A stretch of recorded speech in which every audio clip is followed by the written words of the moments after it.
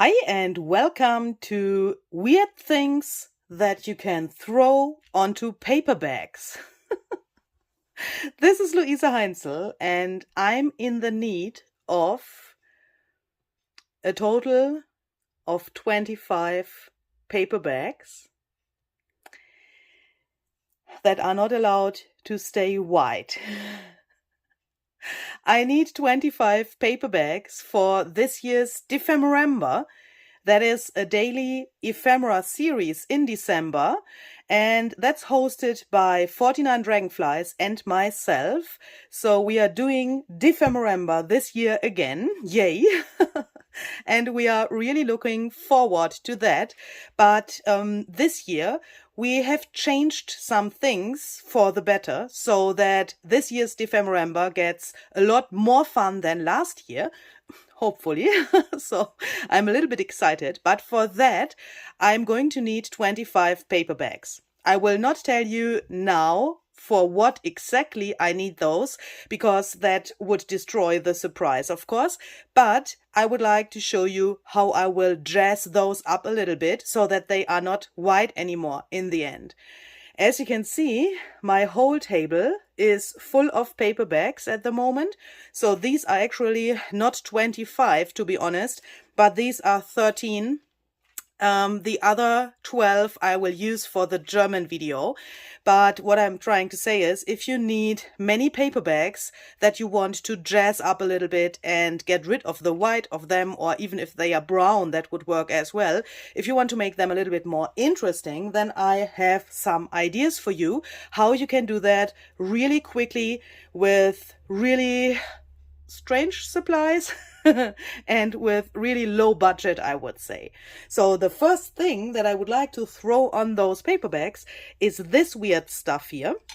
This is just some water that I'm using to clean my paintbrushes when I have used glue and white gesso for splattering or black acrylic paint for splattering and that stuff. So this is just a mixture that is in the meantime a little bit blue. I don't know why, to be honest. A mixture of, you know, things that normally would go to the trash can. I mean, normally I would put that into my sink and wash this cup and then use it again. But why not putting that here? This is actually a really cool bluish gray at the moment. I don't know if you can see that in the camera. Because of the white of those paper bags, it looks a little bit strange, I guess. And as you can see, I'm just throwing this here to my paper bags really randomly with a relatively big paintbrush so that it is really fast at the same time. Ooh, my goodness. Of course, you could also take a smaller brush, for example, this one here, that would make some more tinier splatters, also not so bad, I would say. This is really relaxing, by the way. Okay, so I think that's enough of this for the moment.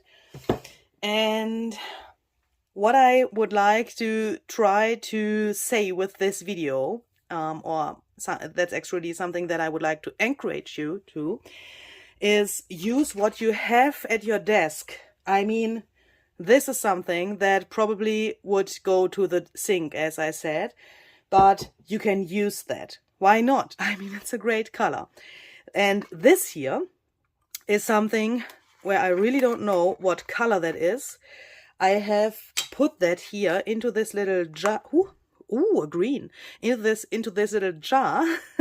That is just some leftover watercolor, but it's not one color. It's actually a mixture of several different colors.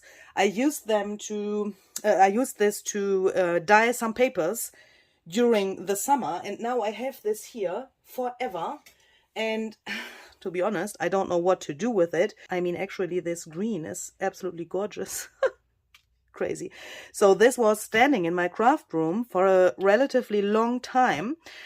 So I think that the color has changed up a little bit.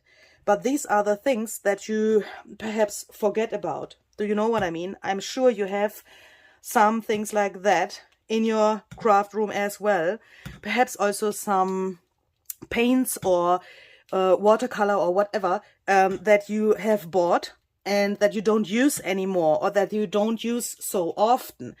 I mean, you can throw onto your paper bags what you want, but I would suggest to search for those things that you have forgotten about, that you perhaps don't use so often, because when you use things that you perhaps don't use every day, then perhaps you find some new fun in that, and you will perhaps use those things up in the future and use them more in your future projects. And look at that, that's amazing. I mean, in the camera it looks really weird, to be honest. And ooh, that could be great as well if we just press this down here and there. Perhaps we can get some interesting marks in the end from this container. I mean, it's just a little watercolor. It's only water and color. I mean, we can clean the bottom of this jar up later, of course, really easily.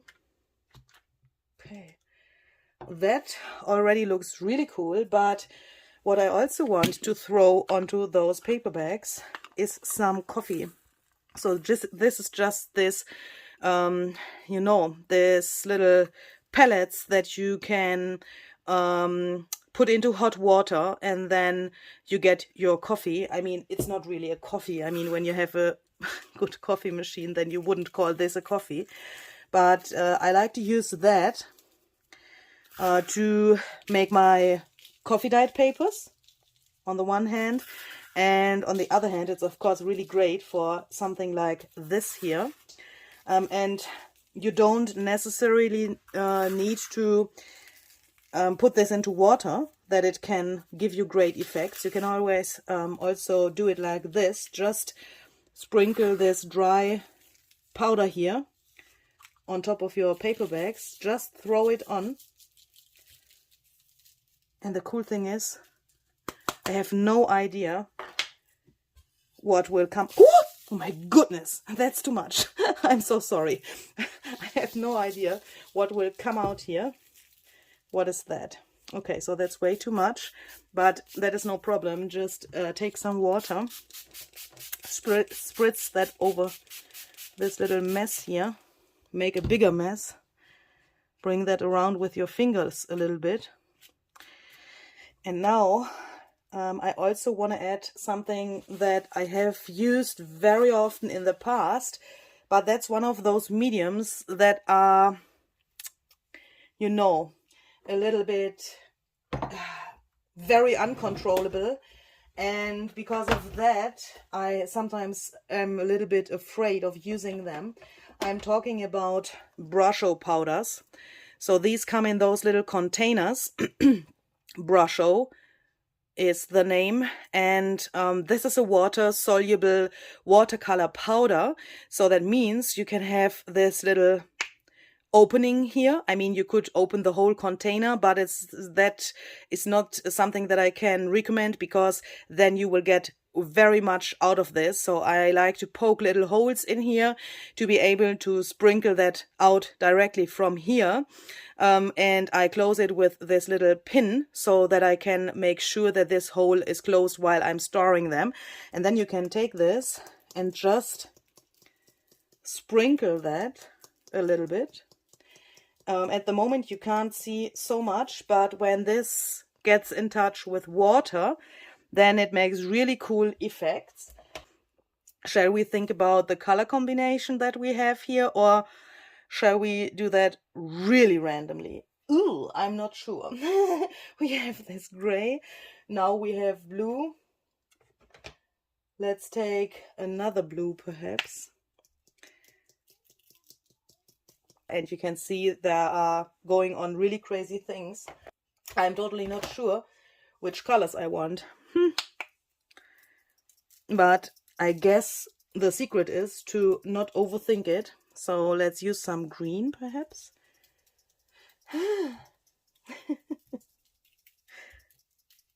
Like this. That is cool. That's a little bit wintry already. I am what else do we have? We have some brown here as well. And these colors, these little pigments in those containers are mixed from different colors. So that means if you look really exactly, you can see here not only blue. Let me try to bring you a little bit closer. Hopefully that works. Here, for example, you can see that it is not only blue, but also some tiny bits of purple in it. The green has some other colors like brown and that stuff as well.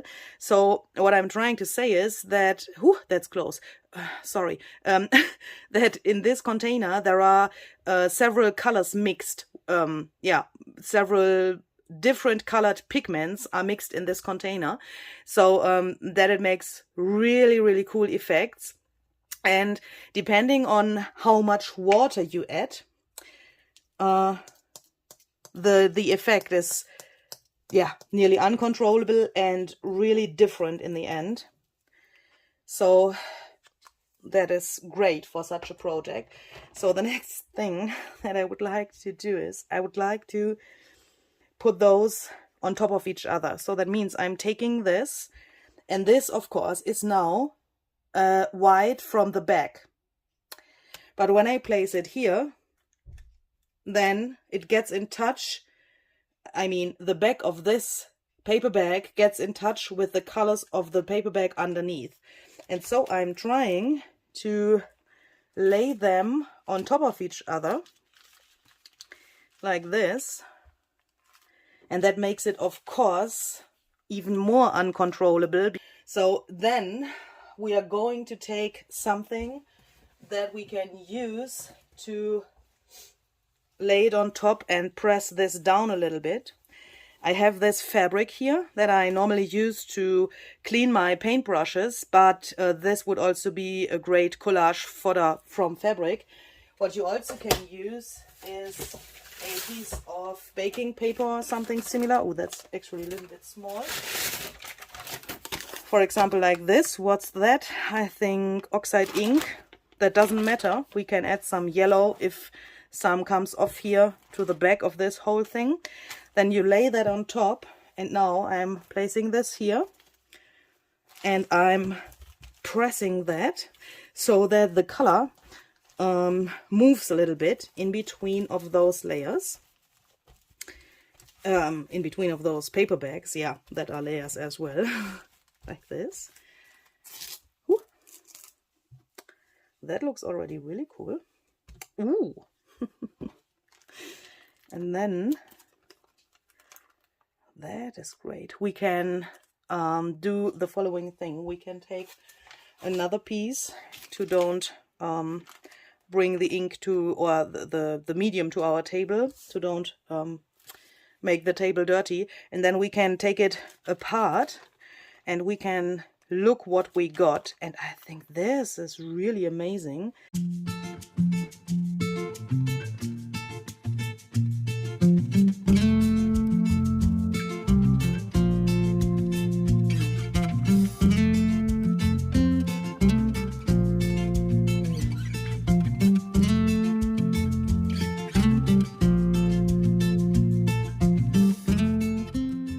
Ooh, look at that. Oh, very cool. Okay, so these are a little bit more colored, but that's totally okay. This looks absolutely gorgeous. But that's of course not the end of what you can do and not the end of what you can throw to them. And I'm just thinking if I shall throw some white gesso to them, because white gesso on wet mediums, that's always so cool and I so love this effect. So let's see. This is white gesso mixed with water. Oh, I love it.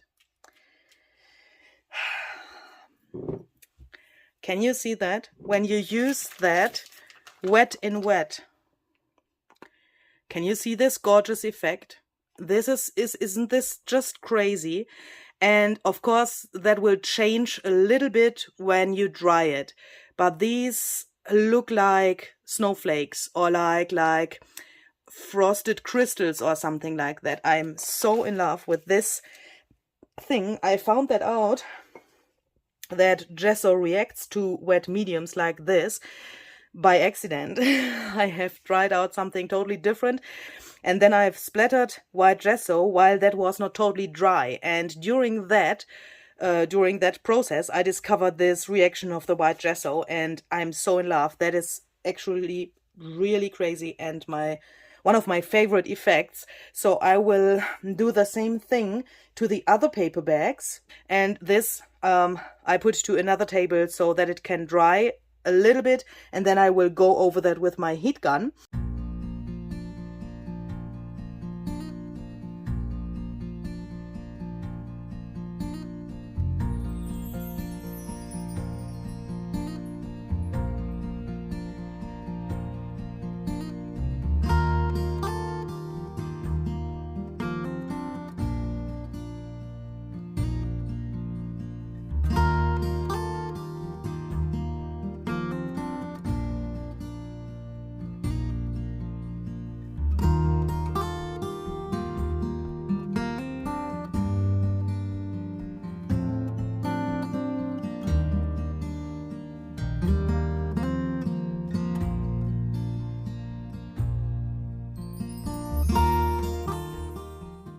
Okay, so when this whole kladderadatsch is dry, we can go on. Perhaps you are wondering about the word kladderadatsch. I thought I would take the chance to explain that word, because there were many people who had asked me what kladderadatsch actually means. I've made a mini journal a while ago, and the name of that journal was kladderadatsch. I have put a little label to the spine of the journal and I've written kladderadatsch. And you all were wondering what that means, and that's actually really hard to explain because it's a German slang word. And kladderadatsch can be nearly everything. So this is kladderadatsch as well. It's something weird, unfinished, not so organized, a little bit, yeah, where you think, what is that? Do you know what I mean? So this, I would say, looks like kladderadatsch at the moment, but I'm really happy how those white splatters with the gesso came out, and also the coffee left some really interesting pattern. I really like that. Would be worth to put it to the scanner and scan some of these in, because yeah, look at that. That's awesome. Just cool. But of course we can jazz those up a little bit. You could stop here, of course, and use them like they are, but I would like to show you some things that you can do with these if you think, oh, that's a little bit too boring for me, or I want to try something out with these. What can I do? So I would like to show you some things that you could do.